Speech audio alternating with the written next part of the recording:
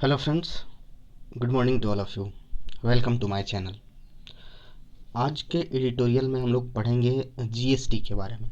अभी हाल ही फ़िलहाल में जीएसटी से जितना रिवेन्यू कलेक्ट हुआ है, जितना भी उसे एक तरह से बोला जाए पैसा आया हुआ है, उसी के बारे में आज का एडिटोरियल है। देखते हैं क्या है टॉपिक। कह कि a transient high on GST inflows. Transient कहने का मतलब होता है टेम्पोररी, जो कुछ पल के लिए हो, क्षणिक हो। हाई मतलब क्या, ज़्यादा। हालांकि इससे जो जीएसटी से जो कलेक्शन आया हुआ है, इनफ्लोज कहने का मतलब जो पैसा हमारे पास आया हुआ है, जो रेवेन्यू हमारे पास आया हुआ है। तो हालांकि ये जो आया हुआ है जीएसटी से, ये काफ़ी हाई है, काफ़ी एक ज़्यादा एक रिकॉर्ड क्रिएट किया है। इतना ज़्यादा जीएसटी से हमारे पास कलेक्शन हुआ है, भले कि बहुत ही ज़्यादा हाई है, लेकिन ये क्या है, ट्रांजिएंट है। मतलब क्या, क्षणिक है, कुछ पल के लिए है। और क्लियर करते हैं। Record GST inflows are heartening but major risk lie ahead. करें कि ये जो रिकॉर्ड दर्ज हुआ है जीएसटी के इनफ्लोज में, इनफ्लोज मैं बार बार बोल रहा हूँ, कलेक्शन से है, ठीक है, कि जीएसटी से रिलेटेड सरकार को जितनी कमाई हुई है, ठीक है, उससे जितना ज़्यादा कलेक्शन हुआ है, एक रिकॉर्ड बन गया है, काफ़ी ज़्यादा है, ठीक है, एक रिकॉर्ड तोड़ दिया है, ठीक है। अभी जीएसटी को शुरुआत हुई है 5 साल, ये 5वां साल चल रहा है। तो ये काफ़ी एक अच्छा खासा अमाउंट रिसीव हुआ है सरकार के द्वारा। तो ये जो एक रिकॉर्ड दर्ज हुआ है, आर, ये क्या है, हार्टनिंग मतलब क्या, खुश करने वाला, एक खुशी का माहौल देने वाला, एक हार्टनिंग है, एक बड़ा ही अच्छी बात है। But major risk lie ahead. लेकिन इसमें क्या होगा, हालांकि ठीक है रिकॉर्ड दर्ज हुआ है जीएसटी के कलेक्शन में, लेकिन इससे बहुत बड़े बड़े रिस्क लाई अहेड, मतलब आगे आने वाले टाइम में इसमें बहुत सारे रिस्क जुड़े हुए हैं, ठीक है। इससे आप प्लीज़ मेरे चैनल को सब्सक्राइब कीजिए। आगे मूव करते हैं। कह कि India's GST revenue could not have hoped for a better start to its 5th year. कह रहा कि ये जो इंडिया का जो जीएसटी की जो रेजिम है, एक तरह से जो शासन व्यवस्था है, एक जो रूलिंग अथॉरिटी बोल सकते हैं, तो इंडिया की जो जीएसटी की जो रेजिम है, शासन व्यवस्था है, कुड नॉट हैव, एक कुड नॉट हैव के बाद जो वी फॉर V3 आता है, इसका मतलब क्या होता है, एक एक्सपेक्टेशन, एक होता ना, उम्मीद के लिए पास्ट में कुछ फ्यूचर की बात की जाती है, उसके लिए यहाँ पे जनरल यूज हो। तो इंडिया का जो जीएसटी की जो शासन व्यवस्था, शासन प्रणाली है, वो इससे ज़्यादा, इससे बेहतर और उम्मीद नहीं कर सकती थी, इससे बेहतर और आशा नहीं लगा सकती थी टू ए बेटर स्टार्ट, जैसा कि अभी हुआ है इट्स 5th ईयर। यानी अभी जीएसटी को लागू हुए अभी ये 5वां साल चल रहा है। तो ये 5वें साल के शुरुआत में जितना अच्छा इसका एक बेटर स्टार्ट है, बेहतर शुरुआत है, इतना अच्छा शुरुआत, ये जो इंडिया के जीएसटी की जो शासन व्यवस्था है, इतना अच्छा शुरुआत अभी उम्मीद नहीं की थी, ठीक है, नहीं की थी। Revenues from the tax hit an all-time high of 1,41,384 crore in April, surpassing the previous month's record of about 1.24 lakh crore। कह रहा है कि जो टैक्स से जो रिवेन्यू कलेक्ट हुआ, रिवेन्यू मतलब पैसा, ठीक है, जो टैक्स से जो एक पैसा कलेक्ट हुआ है, वो क्या क्या, hit an all time high, अभी तक का सबसे ज़्यादा एक रिकॉर्ड कायम किया है, हिट किया है, प्रभावित किया है, एक बहुत ही ज़्यादा ऑल टाइम हाई, मतलब हर एक समय से सबसे ज़्यादा, ठीक है। कितना है, 1,41,384 करोड़ इन अप्रैल। अप्रैल की बात करें तो टैक्स से जो जीएसटी से टैक्स वगैरह से जो भी हमारा रिवेन्यू है, सबसे ज़्यादा आया हुआ है, और वो कितना है, 1,41,384 करोड़। सरपासिंग मतलब होता है से बढ़ जाना, ठीक है, कोई चीज़ है उससे उसका कुछ वैल्यू बढ़ जाता है तो उसको बोलते हैं सरपास हो गया है। तो इससे आया हुआ है surpassing the previous months record of about 1.24 lakh crore. पिछले महीने की बात करें, पिछले महीने में भी एक रिकॉर्ड आया था। अबाउट मतलब क्या, यहाँ पे लगभग के सेंस में है। पिछले महीना का जो रिकॉर्ड था लगभग कितना था, 1.2 लाख करोड़ था। लेकिन इससे आगे निकल के इसको सरपास करके अप्रैल में जो रिवेन्यू है, जो टैक्स से आया हुआ है, वो अब कितना हो गया है, 1,41,384 करोड़ हो गया, जो कि एक तरह से अभी तक का सबसे हाई है। After a disastrous period for the economy following last years national lockdown. अब बोल रहा है, डिजास्टरस कहने का मतलब क्या होता है, आपदाकारी, एक होता ना त्रासदी। तो एक तरह से जो आपदा का टाइम था, बहुत ही खराब पीरियड चल रहा था, उसके बाद का जो टाइम है for economy following last year national lockdown, यानी पिछले साल की बात करें तो पूरी तरह से नेशनल लॉकडाउन लग गया था। तो उस एक तरह से आपदा भरा जो टाइम था उसमें जो इकोनॉमी थी वो उसमें क्या था, GST revenue hit 1.05 lakh crore in October and have shown a steady uptick since then. उस समय क्या हुआ था, इकोनॉमी पे थोड़ा बुरा असर हुआ था, काफ़ी डिजास्टरस पीरियड चल रहा था। ठीक है, अक्टूबर में कितना कलेक्शन हुआ था, 1.05 लाख करोड़ अक्टूबर में कलेक्शन हुआ था। और उसके बाद से and have shown a steady uptick, steady मतलब क्या होता है लगातार, अपस्टिक मतलब बढ़ोतरी, सिंस देन तब से, यानी अब उस समय से अक्टूबर के समय से इसमें क्या हुआ, लगातार बढ़ोतरी देखने को मिल रही है। इन टेंडम विथ कहने का मतलब के साथ में, ठीक है, इन टेंडम विथ का मतलब होता है के साथ में, hopes of A sustained recovery, और इस आशा के साथ, इस उम्मीद के साथ कि ये जो रिकवरी हो रहा है वो क्या होगा, लगातार बने रहेगा। ऑलराइट, तो बिल्कुल क्लियर है कि ये जो लॉकडाउन के बाद जो हमारा जो एक आपदा के जैसा एक पीरियड बन गया था इकोनॉमी के बाद से, अक्टूबर में उस टाइम जीएसटी का कलेक्शन 1.05 लाख करोड़ था। उसके बाद से लगातार क्या हुआ, धीरे धीरे उसमें बढ़ोतरी होने लगा, और इस आशा के साथ कि ये जो रिकवरी हो रहा है अर्थव्यवस्था का वो बरकरार रहेगा, सस्टेन्ड रहेगा। इन टेंडमिक मतलब के साथ में। April's number which are essentially driven by the transactions in March, करें कि अप्रैल का ये जो नंबर है, अभी हम लोग जो ये नंबर देख रहे हैं 1,41,384 करोड़, अप्रैल का ये जो आंकड़ा है जो कि क्या इसेंशली ड्रिवन मतलब निश्चित तौर पे महत्वपूर्ण तौर पे चालित किया गया है, इसके द्वारा हुआ है बाय द ट्रांजैक्शन इन मार्च, नहीं मार्च में जो भी ट्रांजैक्शन हुआ है, मार्च में जो भी लेन देन हुआ है, उसी के वजह से हमारे पास अप्रैल का इतना अच्छा रिकॉर्ड आया है, इतना अच्छा डेटा हुआ है। यानी अब मार्च में जो भी ट्रांजैक्शन हो उससे ड्रिवन होकर के, उससे चलित होकर के, उसी के वजह से अप्रैल में जो हमारे पास आंकड़ा आया हुआ है इतना बेहतरीन है। वेयर बोल्स्टर, अब यहाँ पे अप्रैल्स नंबर, यहाँ पे कोमा के बाद जो है ये क्या बोल सकते हैं, एक एक्स्ट्रा इन्फॉर्मेशन था, which are essentially driven by the transaction, ये क्या था, एक्स्ट्रा इन्फॉर्मेशन था, हम यहाँ से कनेक्ट करते हैं। April's number were bolstered by heightened economic activity, no doubt. अब बोला कि अप्रैल का जो नंबर था वो क्या था, बोल्स्टर्ड कहने का मतलब एक तरह से सहारा दिया, ठीक है, by heightening economic activity, no doubt, इस बात में कोई डाउट नहीं है कि इकोनॉमिक एक्टिविटी काफ़ी ज़्यादा इस दरमियान रही, ठीक है, और यही इसी के चलते अप्रैल में हमको क्या मिला, एक सहारा मिला एक रेवेन्यू में।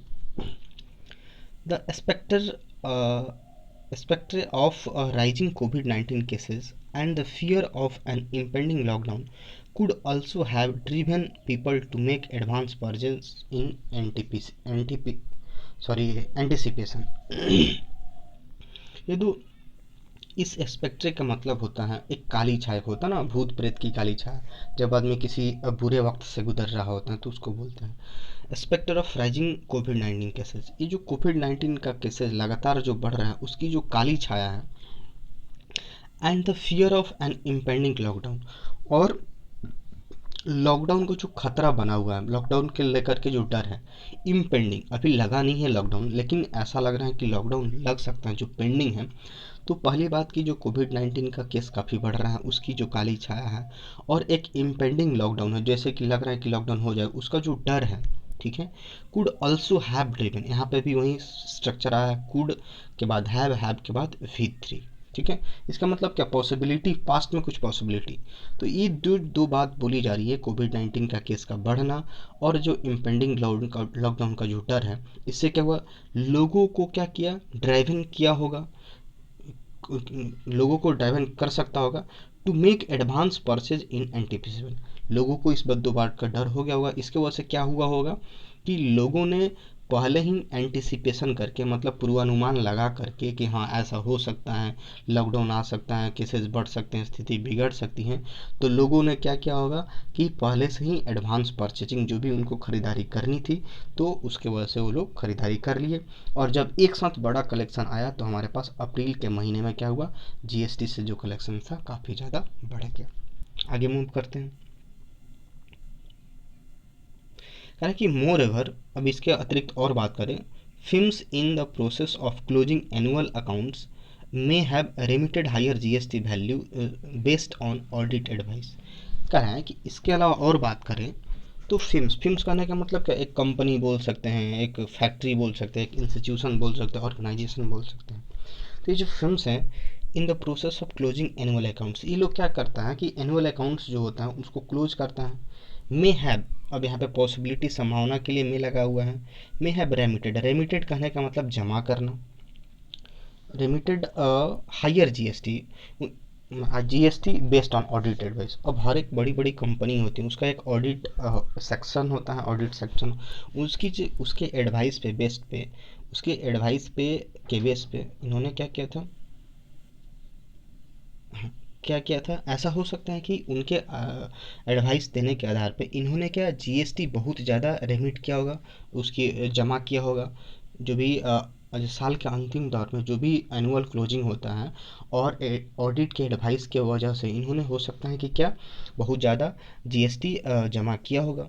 While a gradual tightening of the compliance regime and proactive coordinated probe against the taxpayer using fake bills to evade liabilities, यहाँ तक देखते हैं, have played on know small part. कह रहे हैं ये तो हम बात समझ गए कि जो भी बड़ी बड़ी कंपनियां थी, अपने जो साल के अंत में जो अकाउंट्स क्लोज करती हैं, और उनकी जो ऑडिट सेक्शन होता है उसके सलाह के आधार पे हो सकता है कि वो लोग ज़्यादा जीएसटी बिल जमा किया होगा। और उसके साथ साथ ग्रेजुअल टाइटनिंग ऑफ कपले, और ये जो हमारी जो शासन व्यवस्था है, खास करके जीएसटी वाली जो सेक्शन है, उसकी जो एक अनुपालन करना, उसको धीरे धीरे टाइट किया गया, धीरे धीरे टाइटनिंग उसको कसा गया, ठीक है, और स्ट्रिक्ट बनाया गया।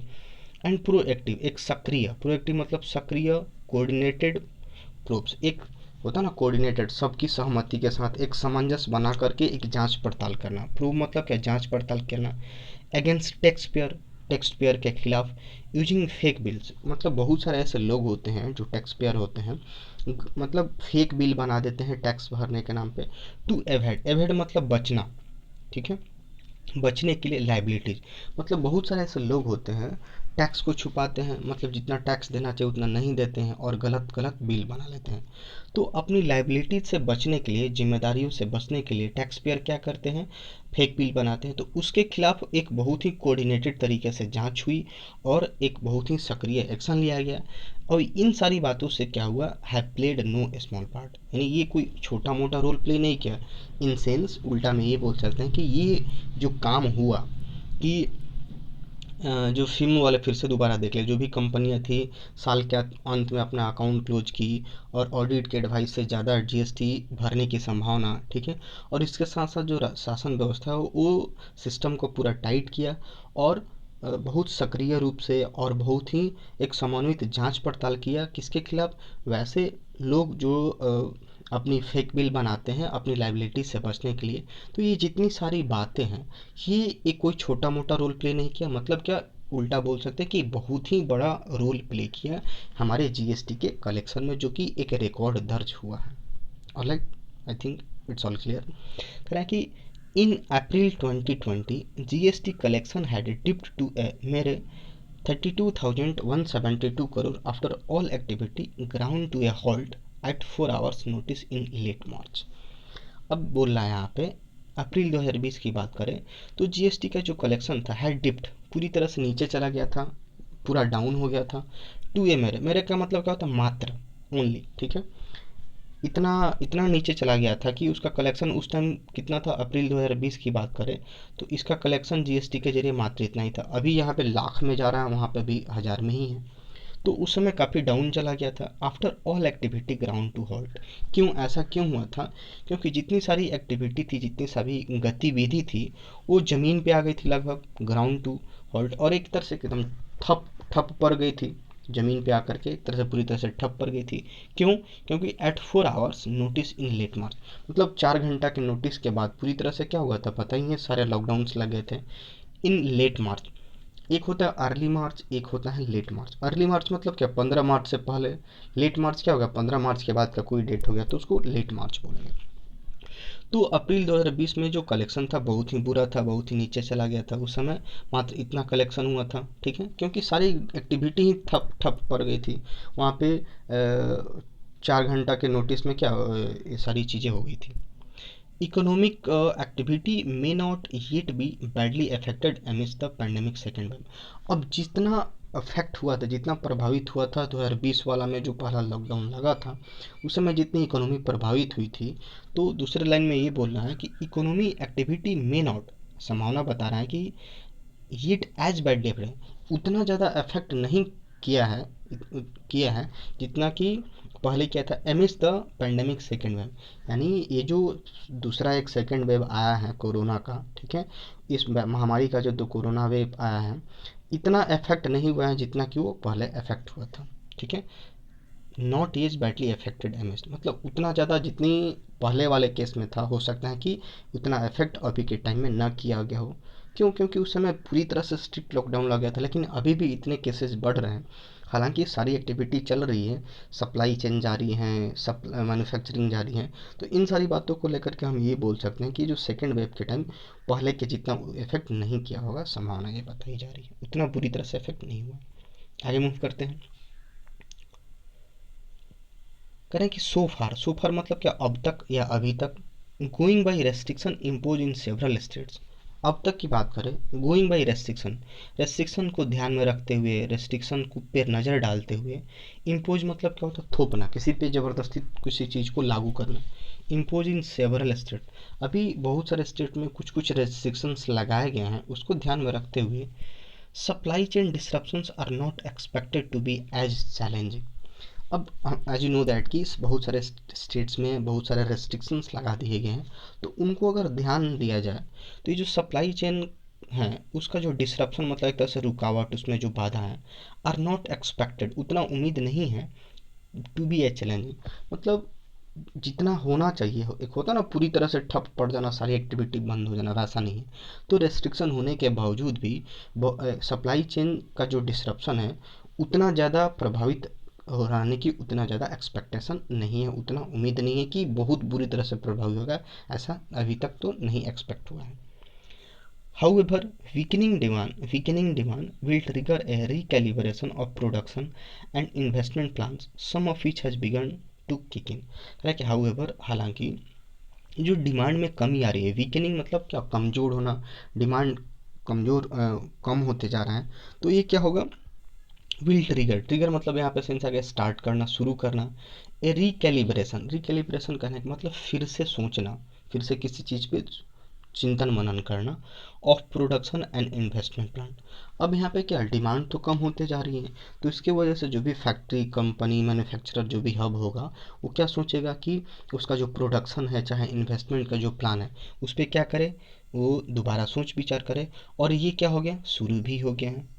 जो डिमांड कम हो गया है, इसके वजह से क्या हुआ, शुरू स्टार्ट करेगा कि जो भी बड़े बड़े कंपनी है वो अपने प्रोडक्शन और इन्वेस्टमेंट प्लान को लेकर के दोबारा से सोचेंगे। सम ऑफ विच, उनमें से कुछ क्या हैज बिगन, शुरू भी कर दिया टू किकिंग, इन सारी चीज़ों पे रिकन्सिडर करना, फिर से विचार करना, ये लोग शुरू, उसमें उनमें से कुछ ऐसी प्रोडक्शन कंपनी है जो शुरू भी कर दी है, इस तरह की बात है। कंसिडर सम इंडिकेटर्स, यदि हम कुछ सूचकों के पर विचार करें, इंडिकेटर्स मतलब क्या, सूचक, जो भी मार्केट से रिलेटेड, हमारी इकोनॉमी से रिलेटेड जो भी एक सूचना देते हैं, तो उस पर विचार करें तो क्या होता है, major two wheeler producers saw sale plumped by around a third in April. अब यहाँ पे देखा जाए, खास करके अगर मेजरली बात किया जाए, जो दो पहिया जो चलाने वाले, सॉरी, जो प्रोड्यूस करने वाली जो कंपनियां हैं, उनके सेल में क्या देखा गया, प्लमेट मतलब गिरावट, कमी आना, ठीक है, डूब जाना। तो ये इसमें बहुत भारी गिरावट देखने को मिली, बाई अराउंड, लगभग कितना, वन थर्ड, मतलब एक तिहाई। अप्रैल की बात कर रहा है कि खास करके जो दो पहिया वाहन है उसके जो प्रोड्यूसर है, उसका जो सेल है, उन्होंने क्या देखा, जो प्रोड्यूसर हैं उन्होंने अपने सेल में ये देखा कि अप्रैल के महीने में एक तिहाई से कमी आ गई है, कंपेयर टू मार्च से अगर कंपेयर किया जाए तो अप्रैल में एक तिहाई सेल में कमी आ गई है। Plants shutdowns have gradually begin to reduce inventory buildups. कह रहे हैं कि प्लांट्स का जो शट डाउन है, जो धीरे धीरे बंद हो रहे हैं, बहुत सारी प्लांट फैक्ट्रियाँ जो बंद हो रही है, इससे क्या हुआ है, have gradually begin to reduce inventory a buildup. Inventory कहने का मतलब क्या है, वस्तु सूची इसको बोल सकते हैं। बिल्डअप कहने का मतलब एक तरह से प्रिपरेशन बोल सकते हैं, किसी चीज़ को पहले से हम लोग प्रिपेयर करते हैं। तो ये जो प्लांट का जो शटडाउन है, ये धीरे धीरे क्या होगा, इसमें कमी आ गई है। जो भी वस्तु सूची से रिलेटेड जो प्रिपरेशन होता है किसी फैक्ट्रीज कंपनी का, उसमें शटडाउन की वजह से काफ़ी कमी आ गई है। इन ए रिपोर्ट, एक रिपोर्ट की बात करें, wall of worry CRISIL. CRISIL एक है संस्था जो कि उसके रिपोर्ट बनाया है, उसका नाम क्या है, वॉल ऑफ वरी। उसने क्या वार्न किया है, क्या एक तरह से चेतावनी दी है, of several indicators sliding since mid April including GST e way bills which fell by over 6% 2 weeks in row. तो ये जो क्राइसिल है, एक संस्था बोल सकते हैं, उसने अपना रिपोर्ट बनाया है। उसमें ये वार्न किया है कि बहुत सारे ऐसे इंडिकेटर्स के जरिए उन्होंने वार्न किया है, चेतावनी दी है कि मिड अप्रैल यानी 15 अप्रैल से बहुत सारी चीज़ें क्या अपने जगह से खिसक गई है, बहुत नीचे चली गई है। इंक्लूडिंग जीएसटी ई वे, इसके साथ साथ क्या है, जीएसटी ई वे भी पे भी प्रभाव पड़ा है। विच फेल भाई ओवर 6%, लगभग 6% से ज़्यादा सभी जीएसटी ई वे बिल में गिरावट आई है। 2 वीक्स इन रो, लगातार एक क्रम की बात करें तो लगातार 2 सप्ताह में इसमें जीएसटी के ई बिल में क्या बहुत भारी गिरावट आई है। बहुत सारे सूचनाओं के आधार पे ये जो क्राइसिल है इसने ये वार्न किया है। क्लियर है, आगे मूव करते हैं। कह रहा है कि manufacturing orders growth hit as 8 month low in April. जो मैन्युफैक्चरिंग का ऑर्डर है, जो मैन्युफैक्चरिंग कंपनी जो ऑर्डर लेती हैं, उसके ग्रोथ में ये देखा गया है कि पिछले 8 महीने में सबसे ज़्यादा कमी अप्रैल में आई है, एज पर आईएचएस मार्केट के according. And the pandemic surge and the desperate shortage of health infrastructure have prompted industry leaders to pitch for a stringent lockdown. अब यहाँ पे बोल रहा है कि जो पैंडमिक सर्ज, ये जो वैश्विक महामारी है, इसमें लगातार सर्ज हो रहा है, बढ़ोतरी हो रही है। एंड डेस्परेट, हताशा बोल सकते हैं, निराशा बोल सकते हैं। शॉर्टेज ऑफ हेल्थ इंफ्रास्ट्रक्चर, हम लोग लगातार सुन रहे हैं कि बहुत सारे जगहों पे हेल्थ स्ट्रक्चर पूरी तरह से एक तरह से कोलैप्स कर गया है, बिगड़ गया है, ठीक है ना। ऑक्सीजन लेवल नहीं है, बेड्स अवेलेबल नहीं है। तो ये सब जो पेंडेमिक का जो सर्ज है, बहुत बढ़ोतरी हुआ है। और एक हताश कर देने वाली हमारे पास जो भी न्यूज आ रही है हेल्थ स्ट्रक्चर को लेकर के, उसमें बहुत सारी शॉर्टेज कमी आ गई है। ये क्या किया है प्रॉम्प्टेड, प्रोत्साहित किया है इंडस्ट्री लीडर को टू पिच मतलब सपोर्ट करना, फॉर ए स्ट्रिंजेंट लॉकडाउन, एक सख्ती भरा, एक बहुत ही स्ट्रिक्ट लॉकडाउन के लिए। तो ये जो देखा गया है कि पेंडेमिक बढ़ रहा है, हमारी हेल्थ स्ट्रक्चर पूरी तरह से बिगड़ रहे हैं, बहुत ही हताश निराश हैं हम लोग।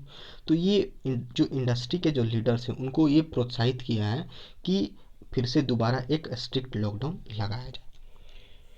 It would be foolhardy now to expect GST and other tax revenues to stay robust till the government gets the better grip on infection and vaccination। बड़ा अच्छा लाइन यहाँ पे लिखा हुआ है, कह रहा है कि it would be full Hardy, ये बहुत ही मूर्खतापूर्ण बात होगी। यहाँ पे विल क्यों नहीं लगाया है, अगर हम लोग किसी चीज़ को सजेस्ट करते हैं, एडवाइस करते हैं, ठीक है ना, तो उस केस में हम विल के जगह पे वुड का यूज करते हैं। तो it would be full Hardy, ये बहुत ही मूर्खतापूर्ण होगा। यहाँ पे ऑथर क्या सजेस्ट कर रहा है, एक तरह से बोल सकते हैं एडवाइस कर रहा है, तो इसलिए वुड लगा है। It would be foolhardy, बहुत ही मूर्खतापूर्ण बात होगी नाउ अब, to expect GST and other tax revenue, यानी अभी के टाइम में जीएसटी कलेक्शन या अदर जो टैक्स रिवेन्यू है, उससे जो पैसा आ रहा है, उसकी उम्मीद लगा के बैठना, ये काफ़ी मूर्खतापूर्ण होगी। टू स्टे रोबस्ट, यानी मजबूती बनाए, रोबस्ट करने का मतलब क्या, मजबूत बनना, ताकतवर बनना। Till government gets better grip on infection and vaccine, यानी जब तक सरकार, ऑथर ये बोलना चाह रहा है कि जब तक सरकार इन्फेक्शन को लेकर के चाहे वैक्सीनेशन को लेकर के एक अच्छा खासा पकड़ जब तक नहीं बना लेती हैं, बेटर मतलब अच्छा, ग्रिप मतलब पकड़, यानी सरकार जब तक इन्फेक्शन के रेट जो बढ़ रहा है और वैक्सीनेशंस को लेकर के एक बहुत बेहतर ग्रिप जब तक नहीं बना लेती हैं, तब तक अगर वो सोचती हैं कि जीएसटी और अदर टैक्स कलेक्शंस हमारे पास आए, उसकी वजह से मजबूती मिले इकोनॉमी को, तो ये बहुत ही मूर्खतापूर्ण बात होगी। यानी सबसे पहले सरकार को किस चीज़ पे काम करना चाहिए, जो हमारा इन्फेक्शंस बढ़ रहा है, वैक्सीनेशन प्रोग्राम को और बेहतर बनाया जाए। अगर इस पे अच्छा खासा पकड़ जब तक नहीं बन जाता, तब तक हम लोग जीएसटी और टैक्स से रिवेन्यू जो आने की जो उम्मीद है, वो ऐसा उम्मीद करेंगे तो ये क्या बहुत ही मूर्खतापूर्ण बात होगी। ऑथर का ये पॉइंट ऑफ व्यू है। With the assembly polls over, अब तो सारे असेंबली पोल्स जो 4-5 स्टेट्स में जो हो रहे थे, अब तो सारे असेंबली पोल ख़त्म हो चुके हैं। The centre must urgently convene the GST council. अब सारे चुनाव ख़त्म हो गए हैं, तो सेंटर को, केंद्र सरकार को क्या करना चाहिए? मस्ट अर्जेंटली कन्वेन, कन्वेन मतलब व्यवस्थित करना चाहिए, कंडक्ट करना चाहिए जीएसटी काउंसिल, एक जीएसटी को लेकर के एक मीटिंग। नहीं, अब सारे चुनाव ख़त्म हो गए हैं, तो केंद्र सरकार को अर्जेंटली मतलब एकदम ज़रूरी तौर पे क्या करना चाहिए? जीएसटी काउंसिल को लेकर के एक मीटिंग बनाना चाहिए, एक उसकी क्या बोल सकते हैं, एक कंडक्ट कराना चाहिए, जिसकी वजह से जीएसटी से रिलेटेड बातचीत हो सके। कह रहा है कि to add to what is already pending. अब इसमें क्या ऐड करना है? अब जीएसटी काउंसिल की जो मीटिंग होगी उसमें क्या ऐड करना है? व्हाट इज ऑलरेडी पेंडिंग, जो पहले पेंडिंग था, जो भी पहले लंबित था, जिस पे काम पूरा नहीं हुआ था। जैसे कि क्या? Rationalisation of GST rate slab. Rationalisation करने का मतलब तर्कपूर्ण बनाना किसी चीज़ को, एक लॉजिकल बनाना। Of GST rate slab, slab जो होता है ना, जैसे कि 10 लाख किसी का इनकम है तो इतना जीएसटी फील करेगा, 20 लाख है तो इतना भरेगा। तो इस बात को लेकर के क्या होना चाहिए? एक लॉजिकल अप्रोच अपनाया जाना चाहिए। ऐसा नहीं कि बहुत सारे लोगों को मन में ये है कि हम इतना कमा रहे हैं और इतना जीएसटी पे करें, तो ऐसा नहीं।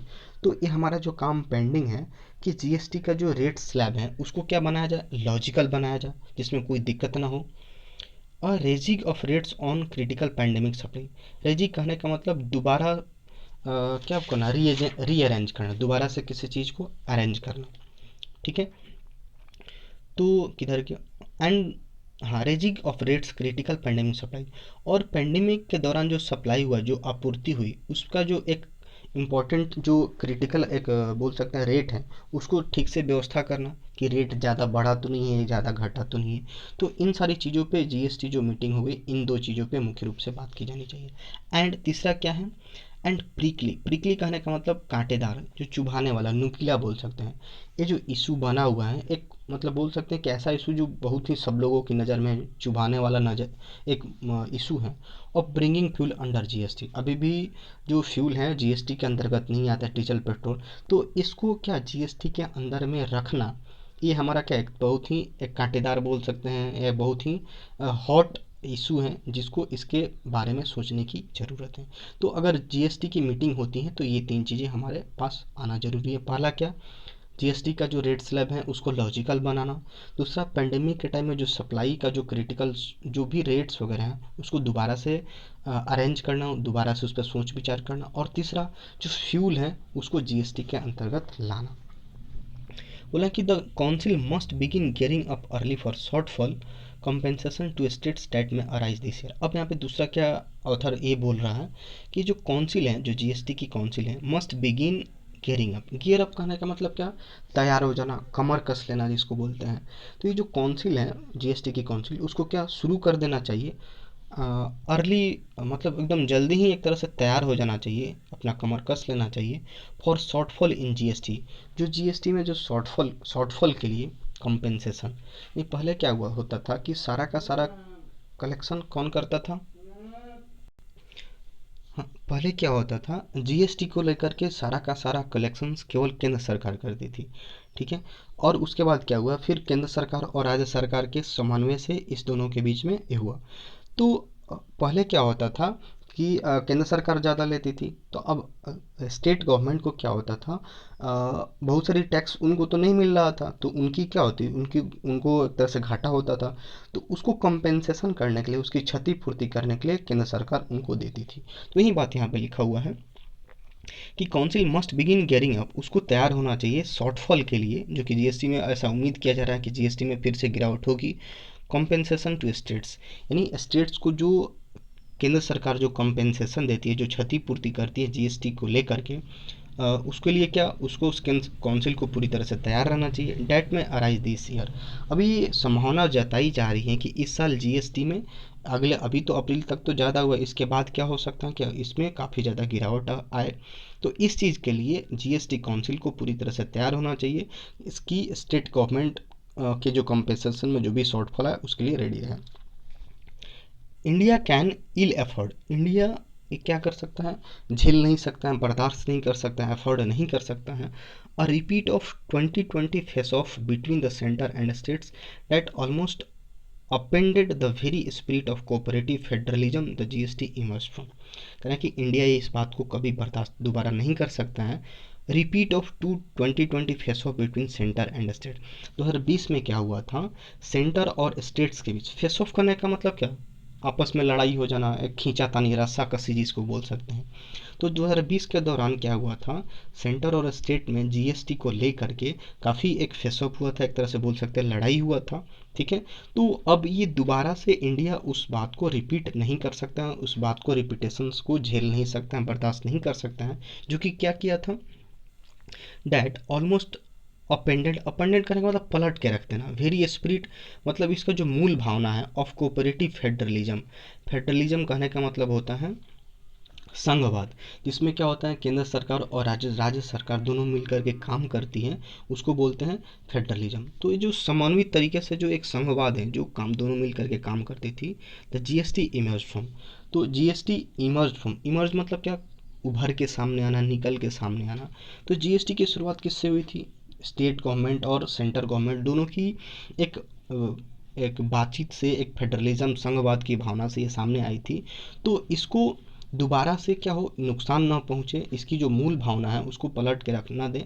तो ये जो 2020 में जो सेंटर और स्टेट के बीच जो हुआ था, एक तानातनी हुआ था, तो इंडिया फिर से उस रिपीटेशंस को नहीं झेल सकता है, उसको नहीं बर्दाश्त कर सकता है। जो कि पूरी तरह से जो हमारा स्पिरिट था जीएसटी को लेकर के, स्टेट और सेंटर के बीच में जो फेडरलिज्म के दम पे काम करता था, उसको दोबारा से पलट ना दे। Okay, alright, that's all for today, thanks for watching this video.